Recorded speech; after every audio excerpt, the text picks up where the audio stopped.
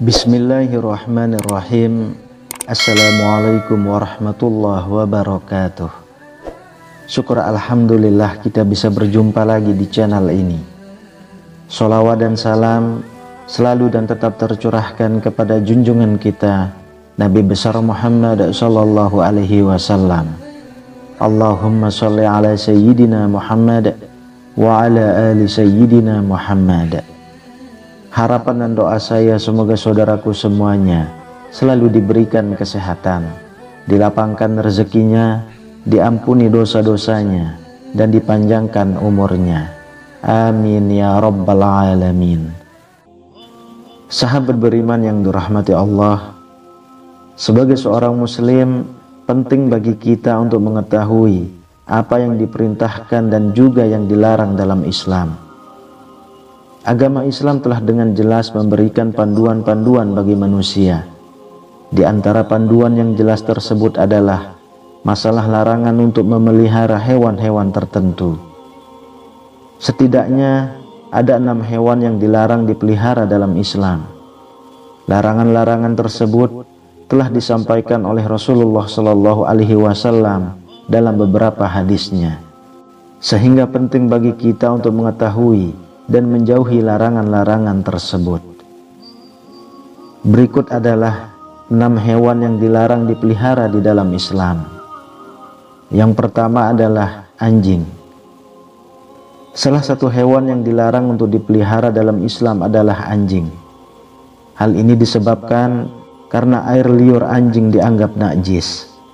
Rasulullah Shallallahu Alaihi Wasallam bersabda dalam sebuah hadis, diriwayatkan dari Ibnu Umar dari Nabi Muhammad Shallallahu Alaihi Wasallam bersabda, barang siapa yang memelihara anjing selain anjing ternak dan anjing berburu, maka berkuranglah setiap hari daripada pahala perbuatannya 2 kirot. Hadis riwayat Bukhari dan Muslim. Riwayat yang lain diriwayatkan dari Abu Hurairah radhiyallahu anhu. Ia berkata, Rasulullah Shallallahu Alaihi Wasallam bersabda, barang siapa yang memelihara anjing kecuali anjing untuk menjaga ternak, berburu dan bercocok tanam, maka pahalanya akan berkurang setiap 1 hari sebanyak 1 kirot. Hadis riwayat Muslim dan Abu Daud. Hal yang lain, mengapa Islam melarang memelihara anjing? Karena malaikat tidak akan mendatangi rumah seorang hamba yang di rumahnya ada anjing. Hal tersebut diungkapkan oleh Rasulullah Shallallahu Alaihi Wasallam saat mendengar cerita malaikat Jibril. Rasulullah pernah mengatakan, malaikat Jibril datang kepadaku kemudian ia berkata kepadaku, tadi malam saya datang kepadamu, tidak ada satupun yang menghalang-halangiku untuk masuk kecuali karena di pintu rumahmu ada patung dan di dalamnya ada gorden yang bergambar, dan di dalam rumah itu ada pula anjing. Oleh karena itu perintahkanlah supaya kepala patung itu dipotong untuk dijadikan 2 bantal yang diduduki, dan diperintahkanlah anjing itu supaya dikeluarkan. Hadis riwayat Abu Daud, An-Nasai, Tirmizi dan Ibnu Hibban. Lalu yang kedua, ular. Ular juga termasuk hewan yang dilarang dalam Islam untuk dipelihara. Rasulullah Shallallahu Alaihi Wasallam memerintahkan umatnya untuk membunuh ular jika bertemu dengannya, bukan untuk dipelihara. Hal ini didasarkan pada salah satu hadis yang menyatakan bahwa Rasulullah Shallallahu Alaihi Wasallam memerintahkan untuk membunuh 2 binatang hitam ketika sholat, yaitu ular dan kalajengking. Hadis riwayat Tirmizi. Perintah untuk membunuh ini dimaksudkan ketika ular tersebut dalam keadaan mengancam. Jika tidak, maka tidak dianjurkan untuk dibunuh, apalagi diburu. Sebab pada dasarnya ular juga merupakan hewan yang berada dalam rantai makanan, sehingga memusnahkan ular akan merusak keseimbangan alam. Lalu yang ketiga, elang. Elang adalah hewan yang dilarang dalam agama Islam. Selain merupakan hewan yang harus dilestarikan, elang juga termasuk burung pemangsa dalam siklus rantai makanan, sehingga membunuh atau memburunya akan menyebabkan ketidakkeseimbangan ekosistem. Selain itu, burung-burung, termasuk elang, juga umat dan hamba Allah, sehingga kita dilarang untuk memelihara, membunuh atau memburunya. Hal ini sejalan dengan firman Allah Subhanahu wa Ta'ala yang tertera dalam surah Al-An'am ayat 38. Dan tiadalah binatang-binatang yang ada di bumi dan burung-burung yang terbang dengan kedua sayapnya, melainkan umat juga seperti kamu. Quran surah Al-An'am ayat 38. Lalu yang keempat, tikus. Tikus termasuk hewan yang najis dan kotor. Oleh karena itu, Islam melarang kita untuk memeliharanya. Selain itu, tikus juga merupakan salah satu hewan pembawa penyakit. Tikus hidup dalam lingkungan yang kotor dan memakan makanan yang kotor. Sedangkan dalam Islam, hal yang kotor sangat dibenci oleh Allah Subhanahu wa Ta'ala dan Rasulullah Sallallahu Alaihi Wasallam. Kebersihan dan kesucian merupakan bagian dari iman dalam agama Islam, sehingga menjaga rumah dari tikus yang dapat menyebabkan penyebaran penyakit adalah tindakan yang sangat dianjurkan. Hal ini sejalan dengan sabda Rasulullah Sallallahu Alaihi Wasallam dalam hadis yang berbunyi, kebersihan adalah sebagian dari iman.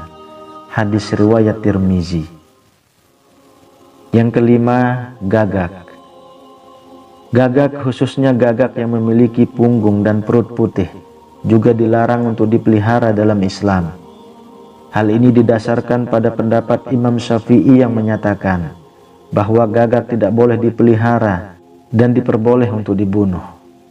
Gagak juga bukanlah hewan yang mendatangkan keberkahan dan juga kemanfaatan. Hal ini didasarkan pada suatu hadis di mana malaikat Jibril datang kepada Nabi Shallallahu Alaihi Wasallam lalu berkata, Allah memerintahkan untuk membunuh burung gagak yang hitam karena ia telah membelalakkan kedua matanya ketika anaknya mati. Kemudian Allah Subhanahu wa Ta'ala berfirman, bagaimana burung itu memohon kepadaku sedangkan ia telah mematikan anaknya. Hadis riwayat Muslim. Dalam hadis lainnya, Rasulullah Shallallahu Alaihi Wasallam juga pernah bersabda, 5 jenis hewan yang seluruhnya fasik boleh dibunuh di tanah suci, yakni burung gagak, burung elang, ular, tikus, dan binatang buas. Hadis riwayat Muslim. Kemudian yang keenam, cicak.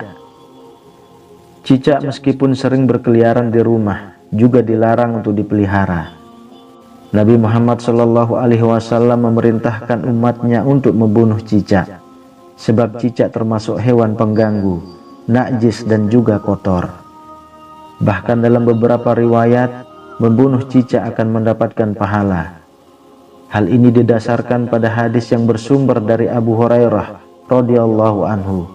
Rasulullah Shallallahu Alaihi Wasallam pernah bersabda, siapa saja yang membunuh cicak dengan sekali pukulan, maka ia mendapat pahala sekian. Siapa saja yang membunuhnya dengan kedua kali pukulan, maka ia mendapat pahala sekian kurang dari yang pertama. Hadis riwayat Muslim. Itulah beberapa di antara hewan yang dilarang dipelihara dalam Islam. Meskipun dilarang dipelihara, namun tidak semua hewan tersebut harus dibunuh atau dimusnahkan. Ada beberapa hewan yang perlu kita jaga kelestariannya. Selain itu, untuk menjaga keseimbangan ekosistem, menjaga kelestarian hewan juga merupakan bentuk sifat dan cinta kasih sayang terhadap sesama makhluk Allah Subhanahu wa Ta'ala. Semoga kita senantiasa diberikan perlindungan dari hewan-hewan yang mendatangkan bahaya dan terhindar dari keburukan yang diakibatkannya. Amin ya rabbal alamin. Wallahu alam bisawab. Demikian yang bisa saya bagikan. Semoga bermanfaat untuk kita semua. Assalamualaikum warahmatullahi wabarakatuh.